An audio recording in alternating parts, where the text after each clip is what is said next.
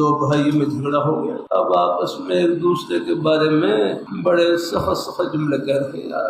جھوٹ بولنا کتنا سخت گناہ ہے، لیکن اب دو مسلمانوں کے درمیان عداوت رہے یہ اس سے زیادہ نقصان والی بات ہے۔ یہاں پر کوئی ان کے درمیان صلح کرانے کے لیے کوئی ہے تو خلاف واقع بات بھی کہہ دے گنجائش ہے۔ آپس میں جن کا جھگڑا ہو گیا تو وہ میرے بارے میں ایسے کہہ رہا تھا کہ صلح وغیرہ کرنے نہیں، میں تو ان سے ملا ہوں، وہ تو آپ کی بڑی تعریف کر رہا تھا، وہ تو آپ کے بارے میں بڑے اچھے کلمات کہہ رہا تھا۔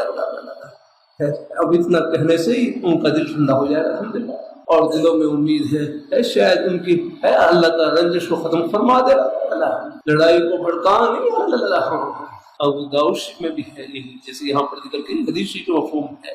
کہ دو مسلمانوں کے درمیان صلح کرا دینا، جن کے درمیان رنجش ہو، یہ نفلی نماز اور نفلی روزے سے بھی زیادہ بڑھ کر ثواب ہے اس کا۔